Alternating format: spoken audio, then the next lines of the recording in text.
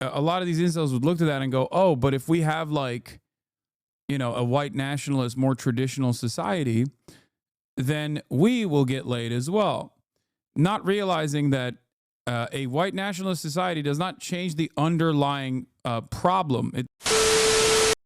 Anyway, shut up, American dog. I mean, you're right. America is a dog.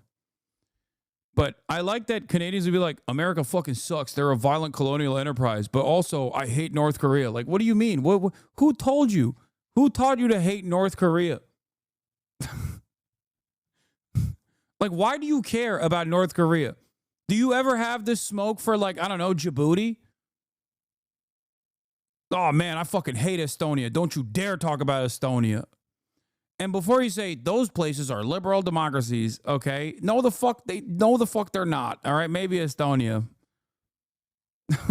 Like the anger and resentment people feel towards these countries that are in the bad guy category is so funny to me. Especially like I get hating Russia, right? I understand hating the Russian government.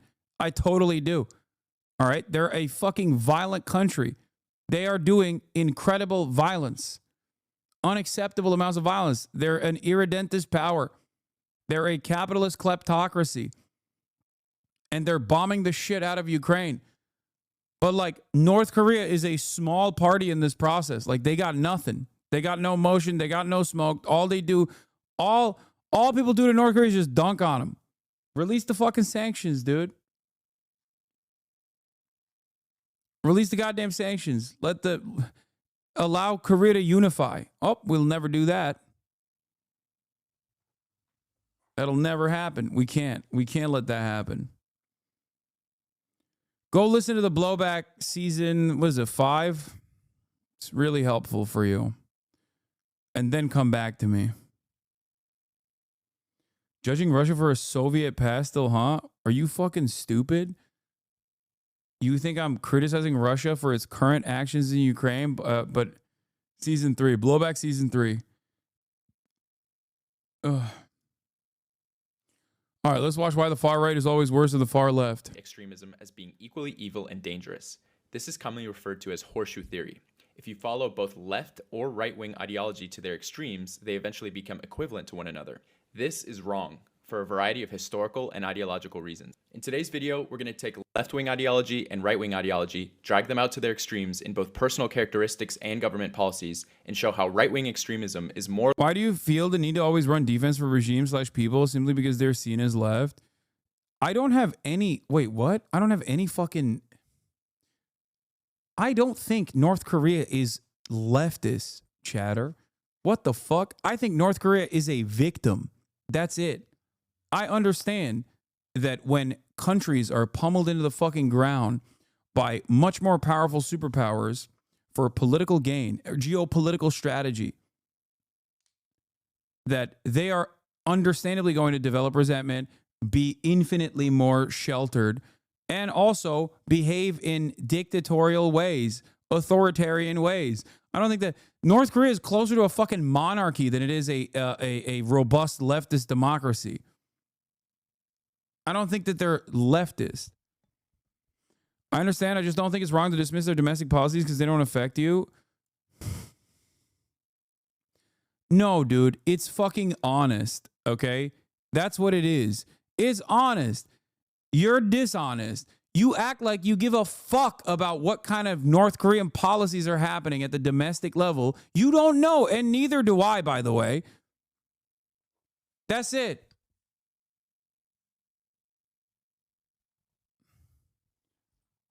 That's why I think it's so dumb to be like, oh man, I can't believe it, dude.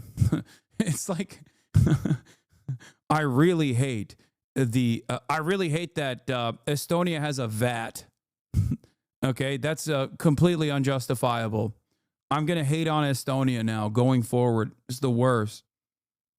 It's the worst country. I spit on them. How dare they?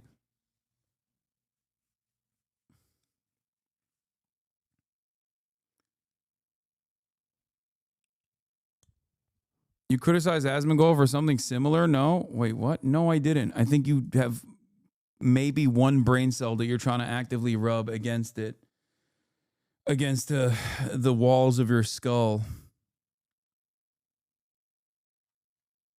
What did I criticize Asmongold for that you think is similar to what I'm saying here? I'm saying that there is no way for me to change North Korean domestic policies. And not only is there no way for me to change North Korean domestic policies, I think it's far more important to talk about how North Korea got to the position that it got to. Okay? That's it. Especially as an American citizen in the United States of America, where there is a metric ton of propaganda. Okay? You criticize him for saying he would vote for someone who hurt people in ways that did not affect him, rightfully so. I don't expect you to change North Korean policy. You think that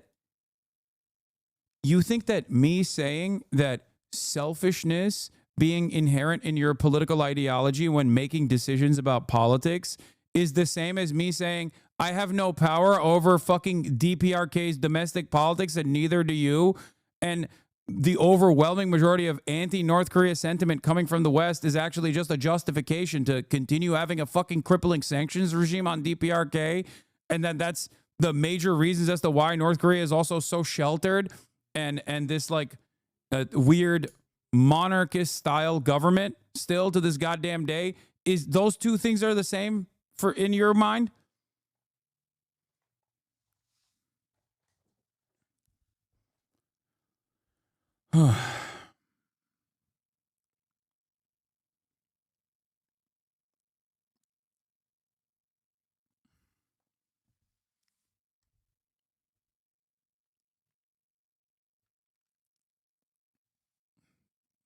This is a ridiculous comparison to make.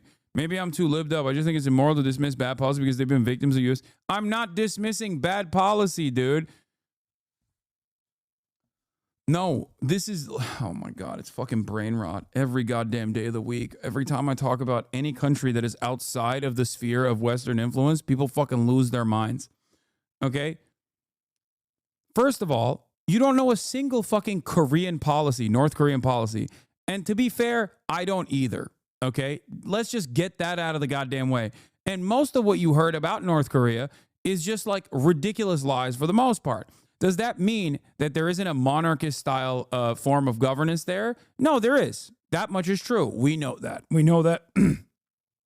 We know that people are not just simply voting for members of the fucking Kim dynasty. Okay? I like that this entire conversation started off because I said, I'm not North Korean. I have no say in North Korean domestic affairs. I can simply tell you what we have done to North Korea, and we fucked over that country a million times over in ways that, if we were being honest, people would consider to be a genocide if it wasn't America doing it. That's it. And now everyone's like, bro, you don't understand. Like, seems like you're defending North Korean policies. Like, no, I'm not. The policies that I do know of North Korean governance, I'm not defending. But that doesn't matter. My criticism of North Korean policies don't fucking matter. My criticisms of American policies don't even matter, and I'm a goddamn American, and America's supposed to be a fucking democracy. Oh.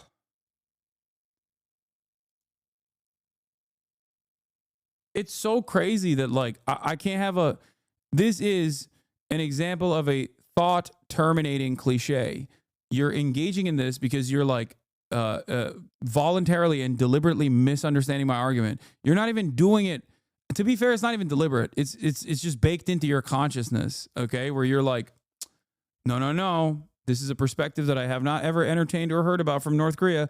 It seems like every one of your haters was right about you. You must be in love with the Kim family, okay? You must be in love with them. You think they're great. You think they're amazing. You think they've never done anything wrong. You want America to be like North Korea. Like, you didn't listen to what I was trying to explain to you. What I'm trying to explain to you is that we have no power, or we do have a tremendous amount of power over North Korea, but it's in ways in which we will never actually dial back, okay? We will never fucking allow North Korea to be a normal country. Very stupid. We systematically bombed all their hydroelectric dams to intentionally bring agricultural production to a halt, create a man-made famine, killing millions on top of all the millions we bombed, firebombed, killed via fascist proxies. It's so hard to have Americans comprehend stuff like this. It's so hard to get Americans to understand this because, like, we live in America, right? And if you live in America, you don't know what it's like to fucking have, you don't know what it's like to have in your history complete and utter domination. And then also a rigid sanctions regime that destroys every opportunity you have to rebuild after complete and utter domination. It's propaganda-induced faith and deterrence that actually doesn't just not work. It has the opposite effect that the American media and educational system told Americans it would have. Yeah. So when y'all hear this shit, you're like, nah, dude. Nah, it makes no sense.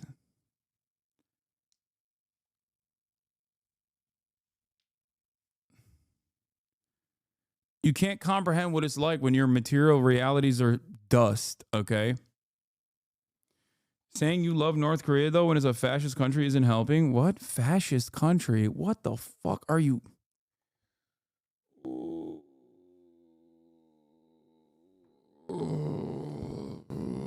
Words have no meaning. I swear to fucking God, dude. Holy shit. One, I've never said that I love North Korea, maybe as a meme. Two, again, I've never said that North Korea is in any way, shape, or form a leftist. I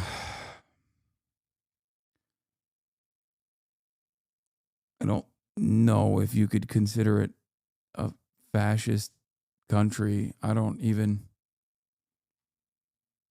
What?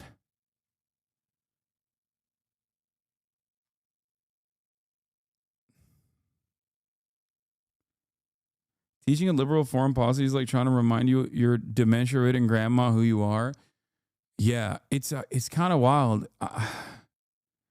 Maybe that's why, you know what? Maybe that's why fucking dummy Republicans are way easily duped and will change their minds on Russia after being taught that it is like, after being taught that it was like the USSR and the root of all evil. But liberals are like, no, you don't understand. Rule-based national order. If I repeat it to myself like Beetlejuice over and over again, it'll become real, okay? America is not the big bad, but actually America is the big good. And things that it's done at the behest of doing the big good sometimes is bad. But don't look at all the bad things. I will say that it's bad in a history book when I read it. But, you know, it was still at the behest of a larger, greater good. What was that greater good? Oh, that's right. Eradicating socialism.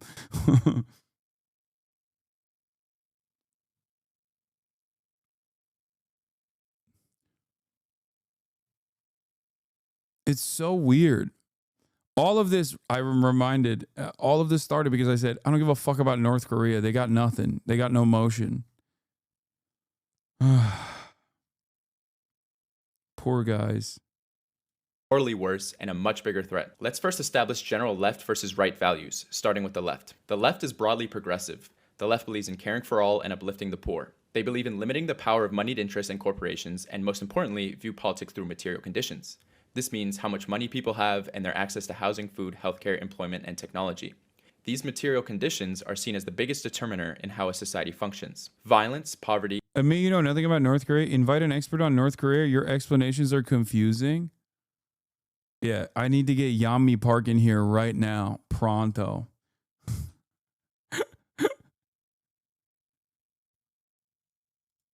What does she have to say? That's right. In North Korea, green card holders get kidnapped for practicing their First Amendment. I think it's because you said I have no problem with North Korea. Yeah, it's true. I don't. What do you mean? Like, if you spend any time, if you live in the United States of America and you spend more than 3.5 seconds in your life thinking about how dangerous North Korea is, you are a fucking moron. Okay? Sorry. That's just, I don't make the rules except for that one. I just made that rule up. You are a rube, a mark, a sucker. They have not the GDP of like Mississippi, but instead the GDP of like a fucking town in Mississippi. And you're out here being like, no, they're a part of this scary coalition force that is actively trying to undermine America and the Western world. Like, they got nothing. The fuck? We fucked them over. It's all dust. It's all rubble. Okay? That's it. We will never address the crimes that we engaged in Korea. Oh. Anyway, let's continue. And general social dynamics are at their core influenced by material conditions above all else. The left believes in wealth redistribution and a strong central state that can provide infrastructure and meet the basic needs of all people. The left believes in strong social safety nets and making sure that people in weaker positions, like the old, disabled, and minority groups, should be uplifted.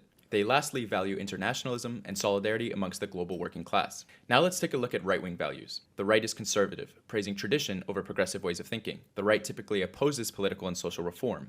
Being inherently opposed to progressivism and new ideas, the role they play is often an oppositional reaction to social and economic reforms proposed by the left, hence the term describing them reactionary. The right typically values past traditions and usually wants to return to a time in the past where the society supposedly had better values and was more prosperous. The right believes in natural hierarchies. There are always winners and losers, and the human condition cannot overcome these natural ways of living. Hard work and morality are the biggest determiners in your place in society. Right-wingers believe that the conditions of society, like poverty, social dynamics, and crime, are not the result of people's material conditions. Poverty and crime are a reflection of personal and moral failures.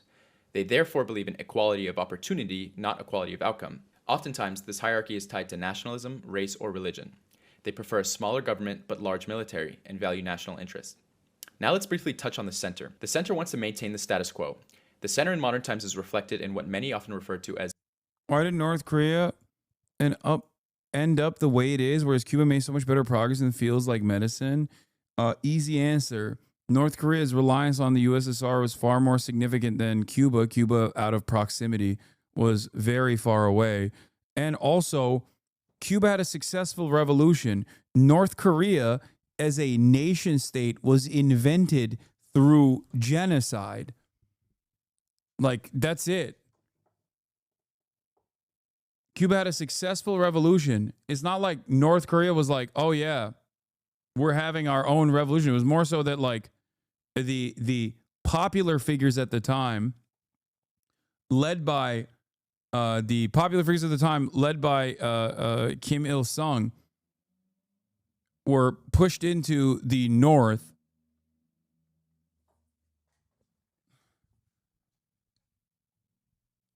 and that the initial war heroes were slowly cast aside by the American military.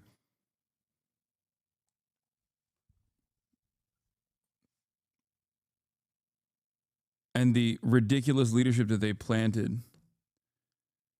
Also, even Cuba is struggling. It's not like they're doing great. Also, North Korea had a massive famine too. After the USSR's dissolution.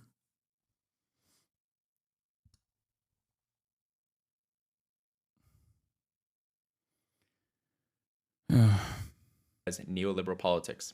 They do not believe or want to fundamentally change the economic system. They believe in free markets and much less constrained capitalism. Liberals do not believe in a hierarchical society as conservatives do. They speak to underprivileged groups, but largely don't believe in or are not willing to enact radical economic programs or reforms. Instead of U.S. Air Force commander, over a period of 3 years or so, we killed off, 20% of the population of Korea as direct casualties of war or starvation or exposure. DPRK is my academic focus. I link great accessible videos I hope you will consider watching. Mega, Yami, and North Korea. What is this? Which went on. What is this?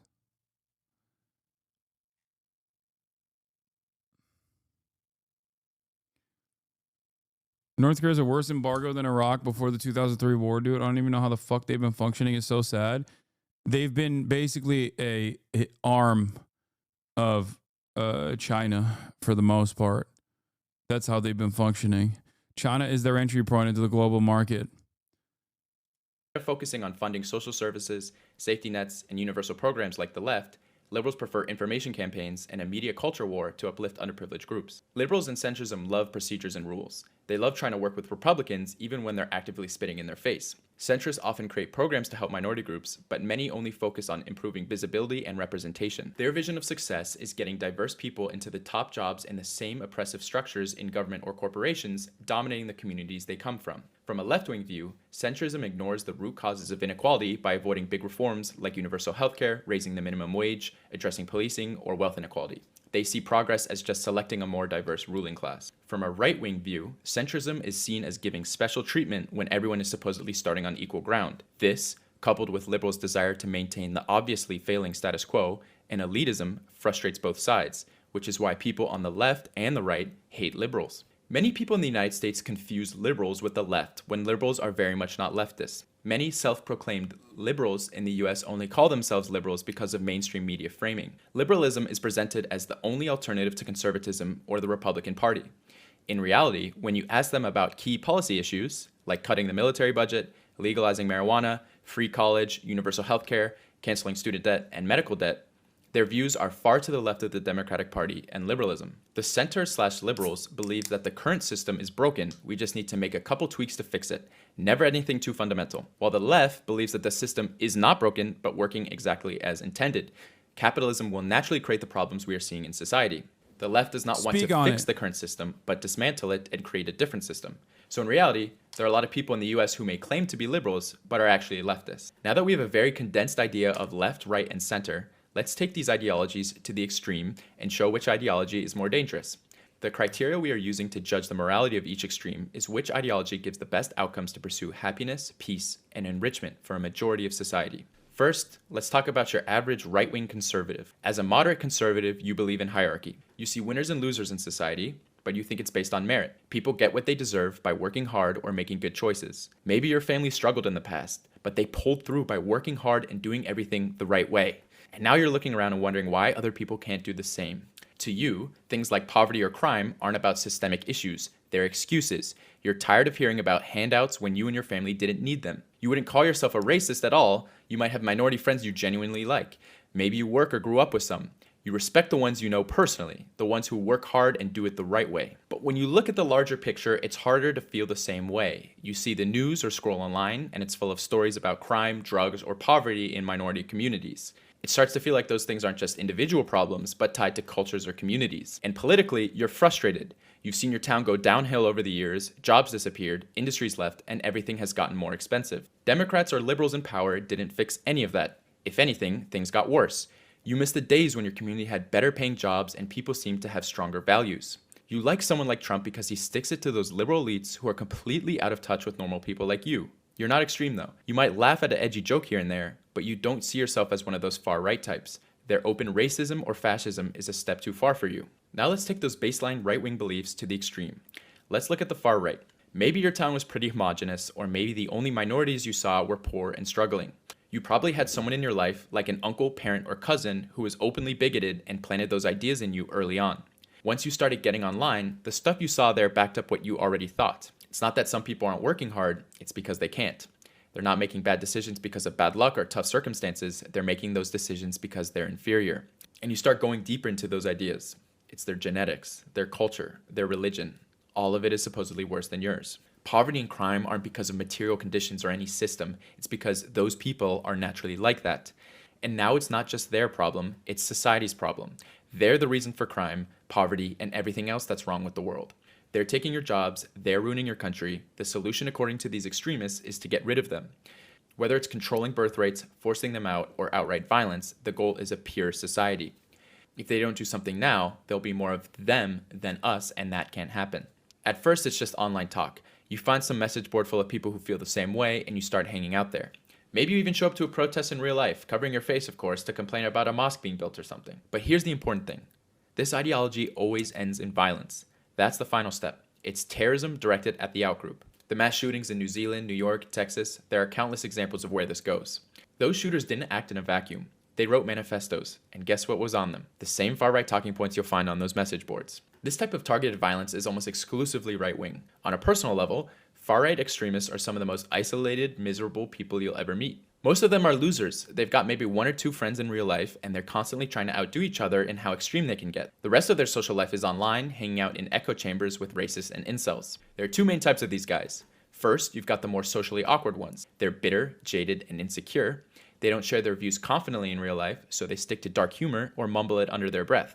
Online, they're very loud. Then you've got the Proud Boy types. These people need to play up their masculinity and 1950s ass idea of male values. Unsurprisingly, the people who want to play up their masculinity are also deeply insecure and cowardly. They love playing pretend cowboy and dedicating their life to hating others. They channel their insecurities into the most pathetic form of community imaginable and a fake form of ethnic white unity. Truly, some of the biggest losers in the world. To live this lifestyle is corrosive to the core, and these are deeply sad, miserable people. That was the personal journey of extremism. But it doesn't take a genius to guess what the results are when far-right extremism captures a country's government. Let's look at some far-right governments. Taking baseline conservative instincts of hierarchy and in-and-out groups to their extreme has dire consequences. Conservatism is inherently dividing. The degree of how far on the right translates to how far you crack down on the people you think are different from you. As a result, far-right extremism results in brutal attacks on perceived outgroups. Employing the power of the state, its media, and industry against targeted groups. I wonder what country he's gonna shout out here. Leads to oppression, apartheid, or extermination. A majority of the worst atrocities you can think of in the past 150 years or so can be tied directly to this ideology. In Spain, Francisco Franco's fascist forces carried out mass executions. This is a really good video. Holy shit, dude. This guy's got 232 subs.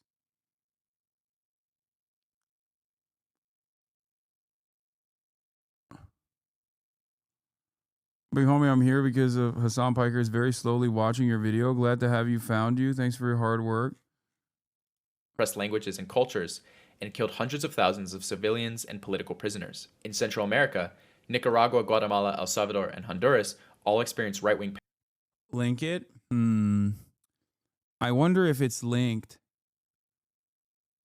I wonder if it's a video that we linked on the top of the chat.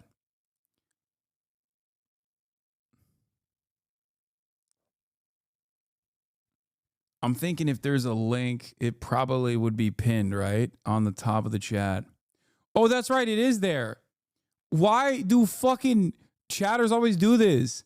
You literally will. No, because you never link anything. No, because you never see it. It's always linked. Literally, always. It is always linked. The video that we're reacting to is always linked to the chat. The problem is you don't fucking see it, and then you just assume that it's not linked. It's linked every time.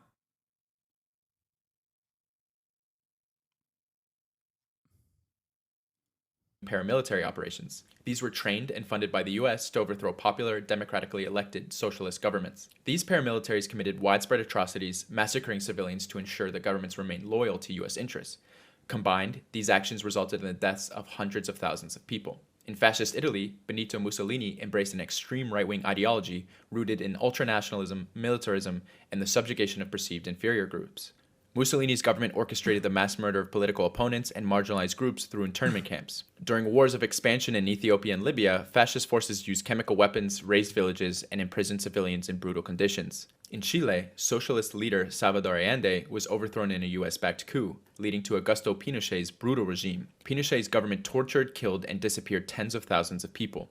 In the United States, the Ku Klux Klan terrorized and killed tens of thousands in a campaign of racist violence and terrorism.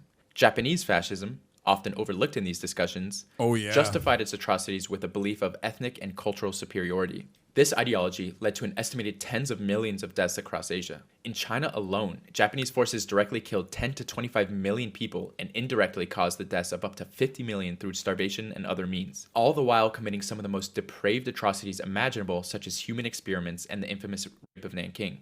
The most infamous example, of course, is Nazi Germany, which industrialized mass murder to an unprecedented degree, resulting in an estimated 15 million deaths. You could go on for much longer, touching on the far-right extremism and fascism in places like Indonesia, Greece, Portugal, and so on. These examples underscore the devastating consequences of right-wing extremism when it captures state power. Whether targeting groups based on ethnicity, religion, race, or ideology, the result has consistently been terror and mass killings. These are just some of the most infamous instances. Okay, now let's take your average left-wing person. If you're left-wing, you've got at least a basic understanding of capitalism and how it is tied to poverty, homelessness, and crime. When you see someone struggling, your instinct isn't to judge them or feel disappointed in their actions. You're asking, what can society do to help them? And empathy is in front and center in your worldview. You'll point out the flaws in the capitalist system, but you're not about to overthrow the whole thing. You're skeptical of revolution, but looking for big changes, and you think we can get there without tearing everything down. You still believe in the current institutions, and maybe you're imagining something like social democracies in Europe, especially those in Scandinavia with stronger social safety nets and fairness baked into society. Look at how popular Bernie Sanders was in 2016 and 2020. That's the kind of left we're talking about here. You're not necessarily diving into Marxist or revolutionary ideas, you're focused on making changes happen within the system as it stands. Now let's take those baseline left-wing ideas to the extreme. They're just as empathetic as your average leftist, but you're a lot more direct and critical about calling out capitalism as the root of the problem. For you, it's not about fixing the system, but overthrowing it. Capitalism isn't just flawed, it's the crux of the problem. And if that means violent revolution, you're ready for it. In fact, most believe that violent revolution might be the only way to remove the ruling class. You probably participate in or organize labor unions, political parties, or activist groups. You're uncompromising in your beliefs, and you have no patience for fascists or racists. Max left. Similar to the far right, your ideology can sometimes make you stand out or even feel isolated in mainstream social settings. You might be more out there in terms of appearance with tattoos, piercings, or clothing. Far left groups are typically diverse, and there really isn't an out group. Everyone is generally accepted except for the far right. When it comes to violence, far left extremists have much different targets and philosophy compared to the far right. They're not out targeting random civilians or marginalized groups. They're going after fascists or the state. Antifa is the common boogeyman and is painted as the worst of leftist extremism, the left's version of a school shooter. Unless you are a fascist or a Nazi, which we can all hopefully agree are universally bad ideologies, you have nothing to fear. Their violence is directed towards fascists so that they can never feel comfortable enough to march openly and attack minority groups. The media would like you to believe horseshoe theory that Antifa violently defending minorities is the equivalent of a mass shooter going into a grocery store and indiscriminately killing minorities. The left extremist goal is an objectively more admirable goal than wholesale massacre. Shameless. Despite what media might say, far left violence is almost always directed at specific targets, not innocent random people. The Center for Strategic and International Studies in 2020 revealed that over the previous 25 years, the vast majority of terrorist attacks and plots in the US were perpetrated by far-right attackers. 90% of all terrorism in 2020 alone was right-wing. Of the remaining leftist terrorist attacks, there were acts like assaults, firebombings, and arson. Even environmental protesters sitting on roads or treetops were often registered as acts of terrorism. Actual targeted attacks on individuals with deadly violence from a leftist is exceedingly rare. The most recent prominent case being Luigi Mangione. I'll let you decide for yourself if that violent act is the equivalent to a right-wing person targeting a random black person or immigrant in a grocery store. I'm not saying you cannot find examples of left-wing extremists killing innocent people, but looking at targets and frequency, it's not even a question of which is worse. Meanwhile, we have constant right-wing attacks year after year to the point where it's a fairly common occurrence. Now, I know what many people associate with the far left, especially Americans, is identity politics. While the far right is fairly universal in their messaging, the far left tends to splinter, particularly with messaging around identity. While all leftists want what's best for everyone in marginalized groups, there can be a large difference in the messaging and way to achieve that. There are broadly two camps. The first method focuses on universality, meaning focusing on uniting everyone on an equal field and speaking to every group at the same level. There may be specific groups that are struggling more, but the best way to help them is by focusing on raising all working. I got into it with someone about the horseshoe theory recently. I tried explaining that prejudice against trans people and vulnerable groups is not the same as prejudice against the wealthy and Nazis, but genuinely told me that they are the same thing. Being a Nazi or being wealthy is not an inalienable characteristic. The fuck?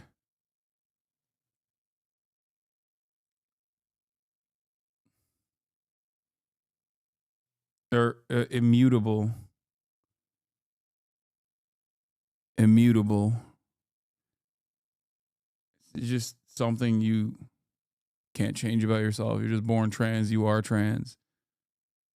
You're black, you are black. Also, yeah, the horseshoe theory is completely made up. That's the other thing. It's just not like a real valid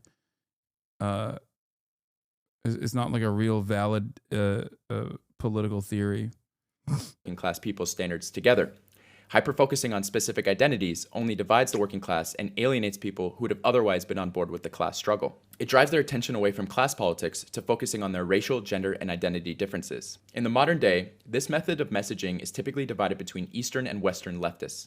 The former Soviet Union and currently Communist China does not participate in any type of identity politics messaging that you would be familiar with in the West, focusing much more on universalism amongst class. Modern Western leftists tend to focus much more on individual identities and develop specific messaging campaigns and terminology.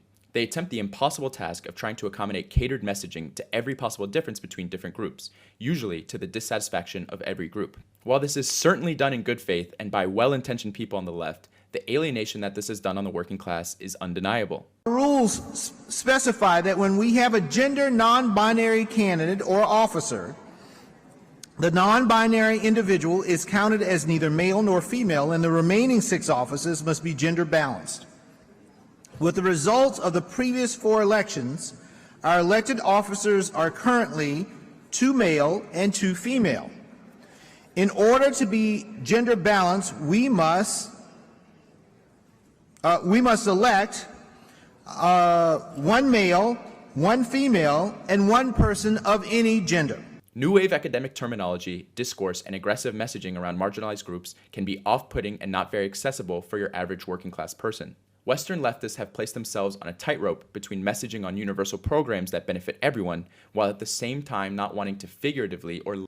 I think radical liberalism of that sort that seeks to actively undermine solidarity is just unhelpful, unproductive. It doesn't mean that you should just like drop... It doesn't mean you should drop allyship over social causes. But yeah, it's just... I don't think that those guys are like extreme leftists in general. I think they're just silly people who desperately cling on to any sort of radical politics they can that still somehow fits within the neat confines of permissible politics. You can be as radical as you want when it comes to like, I don't know, gender related things, as long as you're not undermining the pre-established hierarchy.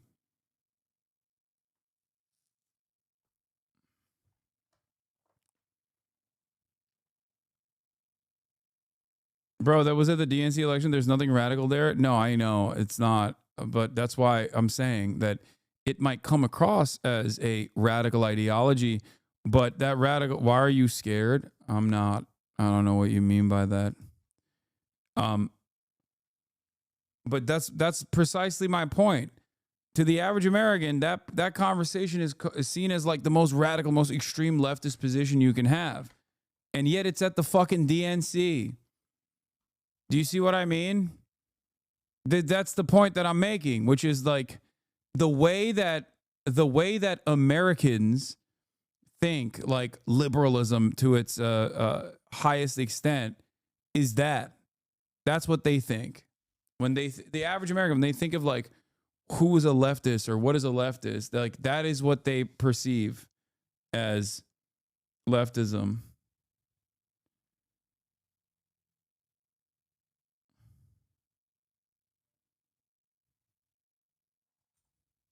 Literally abandoned specific groups. This has undoubtedly contributed to the failure of the left in the West. The right wing capitalizes on this weakness by using working class people's annoyance with identity politics to vote completely against their best interests and focus on the culture war. Now let's get to the far left government. Before we get into discussing the far left government, please take a second to subscribe and like the video. Thank you. Let's look at what happens when these far left beliefs are... Okay, this dude is definitely a HasanAbi head. I'm sorry. That right there is some shit I would do. ...held in positions of power. The left's main targets are those who are perpetuating... This video sucks. I don't think this video sucks at all. ...systems of inequality. Capitalists, wealthy elites, and landlords. Unlike the far right, where violence is directed downward onto marginalized outgroups, far left violence is directed upward to those in positions of power. The left's targets are a very small, highly powerful elite and fascists, in stark contrast to the far right's focus on much larger portions of the population, entire ethnicities, religions, immigrants, or those with different sexual orientations. It is undeniably more just to challenge those exploiting others than to persecute individuals based on inherent traits or identity. Far-right governments seek to reinforce or expand existing hierarchies through policies of apartheid, genocide, or ethnic cleansing. Left-wing governments, even when authoritarian, aim to eradicate feudal systems, redistribute land, and eliminate poverty. These goals are intended to benefit the majority, even if they fail in execution. After addressing the atrocities of far-right regimes, it's essential to confront the darker chapters of far-left governments as well. One significant group of victims under far-left regimes have been those perceived as traitors or counter-revolutionaries. These victims, most notably during Stalin's purges, the Cultural Revolution, and the Khmer Rouge genocide, were casualties of paranoia, authoritarianism, and internal power struggles. Undoubtedly, many, if not most of the victims were loyal communists or innocent swept up in the chaos. I don't think However, it's unfair. It is crucial to separate these actions from the core tenets of leftist ideology. Nowhere in Marx's works does it advocate for purges, paranoia, or suppression of intellectuals. These killings were products of authoritarianism and power struggles, not intrinsic to leftist ideology. This is a fundamental difference between the far left and far right. These are traits that can manifest in any regime, right-wing or left-wing. To act like these are exclusively communist or left-wing traits is absurd. Right-wing regimes have employed the same methods to suppress dissent and consolidate power. Also, way more frequently and way more brutally, and also not with like a higher purpose of distribution in mind or development in mind. Also, not all leftist governance is authoritarian. Many democratic socialist systems, such as those in Nordic countries, demonstrate how leftist principles can also exist without authoritarianism.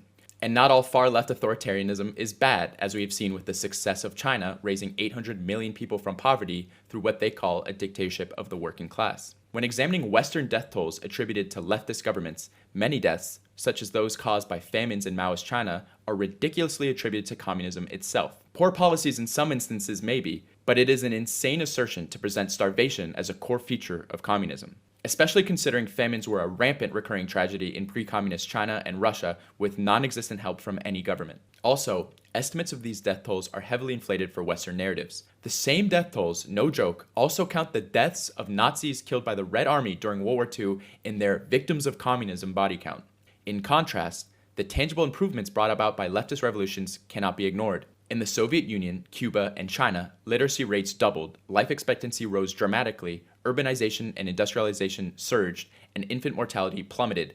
These achievements outpaced progress in the capitalist West, which took centuries to reach the same milestones. If famines under communism are to be criticized, then the systematic poverty, starvation, and neglect perpetuated under capitalism, particularly in Africa and the global South, must also be criticized. The resources exist to eradicate extreme poverty worldwide, but under capitalism, the profit motive is more important over human welfare.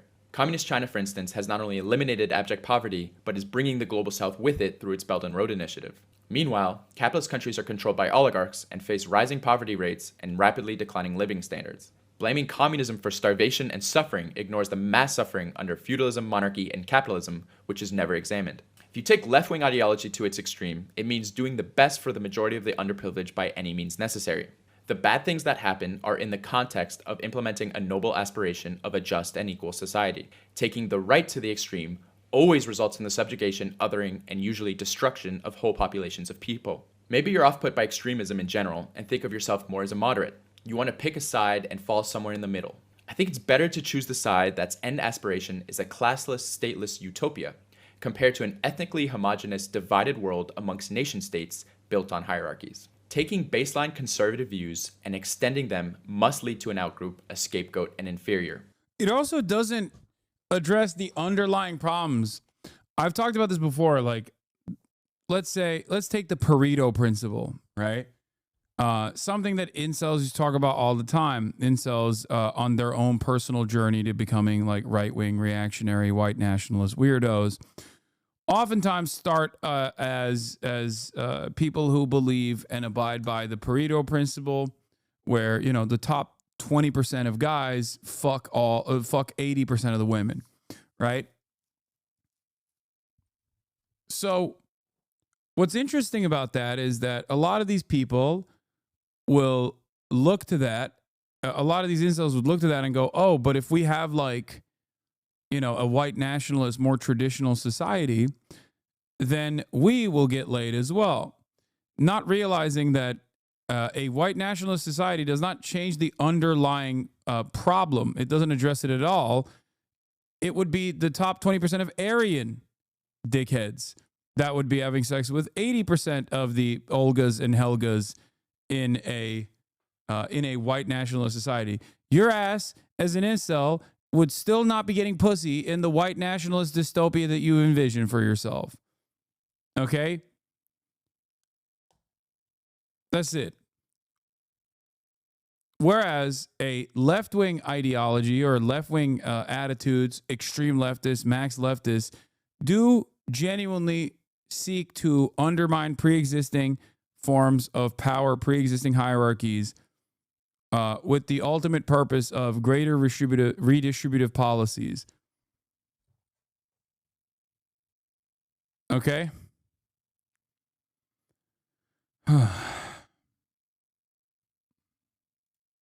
How far you go on the right spectrum is the degree of intensity in which you hate or attack a certain group, starting at personal bias and bigotry as a moderate to death and extermination at its furthest.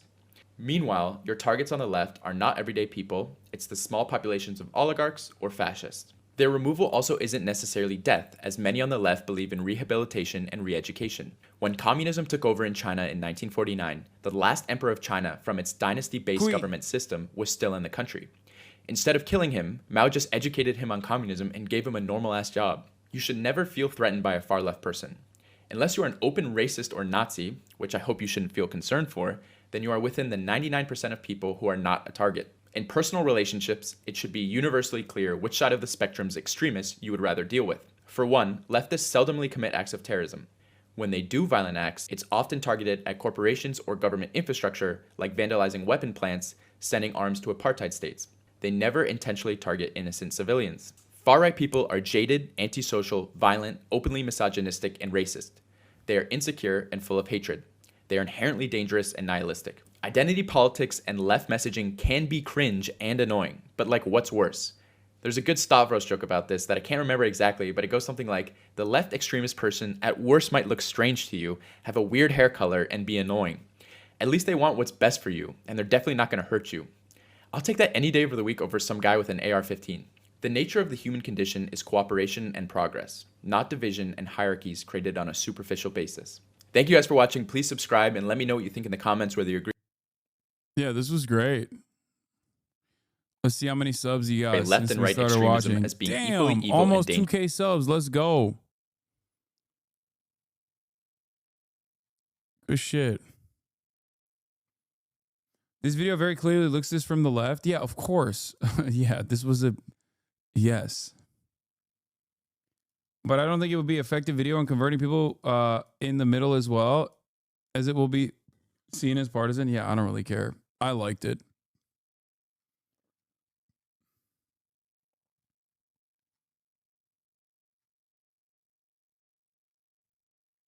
He's apolitical. Look at the thumbnail.